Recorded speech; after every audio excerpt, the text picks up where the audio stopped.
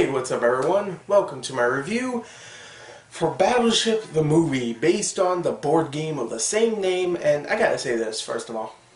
Making a board game into a movie is an absolutely awesome idea. I mean, it's genius. I mean, first of all, Battleship the board game, which isn't really a board, it comes with like these laptop shaped kind of things, but whatever. It's genius. I mean, the story in Battleship is always intriguing. It's always ever changing too, which I love. And F5 and F6. I mean, those are my favorite characters in that board game. I'm so happy that they made a movie and they're going to convert all those characters in here and give us that amazing Harry Potter, Hunger Games like story. So I couldn't wait to see this film. Yeah. So let's just do this. All right. Let's talk about the story. Okay, so the story in Battleship, surprisingly, is not very good. Alright, you have Taylor Kitsch, who everybody should remember from John Carter, if you actually saw the movie.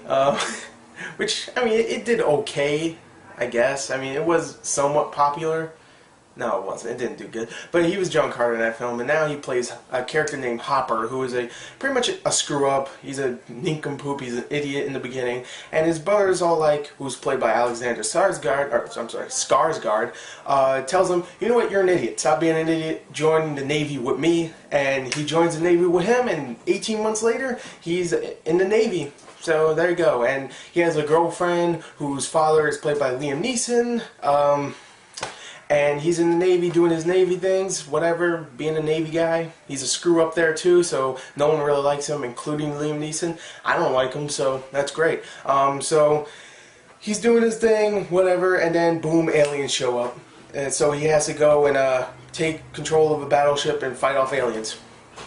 There you go, there's the story. I'm not even going to explain it anymore. It's a stupid story with dumbass characters, horrible writing, just unmemorable scenes. It's just a very, very dumb story. I'm talking about scenes as in not action-wise. I mean like, oh, these two are confronting each other and they're talking. This is going to be so memorable. No, it's not. So that's what I mean by unmemorable scenes, okay? So, story is not very good in this film. The writing's horrible. The characters aren't likable at all. I mean, the only one I would say is likable is Alexander Skarsgård, but he's not in the film that long, and Liam Neeson, just because he's Liam Neeson. And he's not in the movie that long either. So, there you go.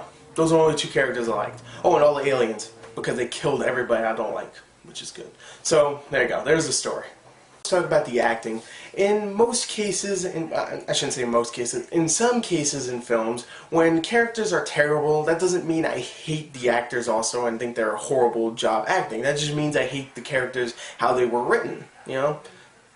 But, not this time, because there are so many cheesy characters in this film and some horrible actors here. Like this whole character where his legs are completely gone and we're supposed to feel really sorry for him, but he's so cheesy and so terrible as an actor. I'm like, oh my god, like this is so cheesy. And there's a whole scene where all these old people come in and they're supposed to be like the original Battleship yeah, I guess pilots. No, not pilots. What would you call them? For a battleship, I don't know, whatever. They're supposed to be the original guys for this battleship, and they're all like, oh, we're all rough and gruff and old and stuff. And it's like, they're terrible actors, and some of the crew members on some of the battleships just talking and stuff, they're terrible actors. I would say the only people that do a okay job would be Taylor Kitsch, who is, of course, the main star. He does an okay job. I don't think he's a great actor, but he's okay. Brooklyn Decker, who's really just, she's okay, I guess.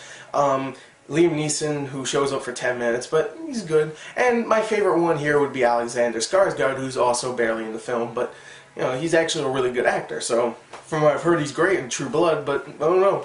I gotta admit, he's really tall, though. Oh, damn. He was actually standing next to, like, a bunch of really tall, tough-looking dudes, and he's like, this much bigger than them. I'm like, damn. He's pretty big. Him and Liam Neeson fighting in Taken 2, that'd be awesome. Anyway, yeah, the acting for the most part is not very good. So, yeah, the acting's not that great either. Let's talk about the main part of the movie, not the acting, not the story, the special effects and the action.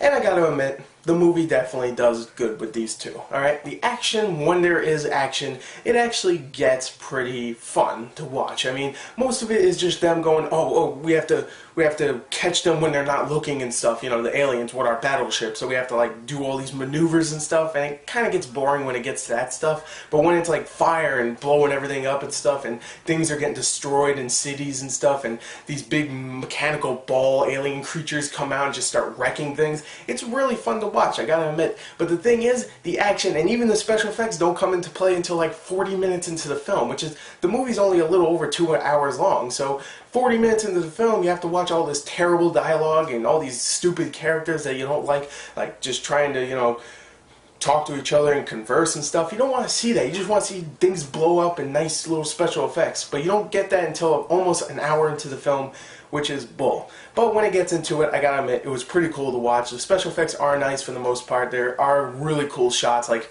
the one where it's like a big bubble in the sky and it goes around the Earth. Look, well, it doesn't go around the Earth, but it goes around part of the Earth. And it looks really cool. Some of the designs for the spaceships look cool, even though I thought the designs for the aliens themselves, the way they looked pretty retarded, but there were still good special effects. So overall, I gotta admit, Battleship was not a fantastic movie. I wouldn't even say it was a good movie, but it's an okay matinee, I guess. Get the ticket as cheap as you can. If you can get for like $1 at a dollar theater, then bring some friends, laugh at the terrible dialogue, laugh at some of the horrible acting.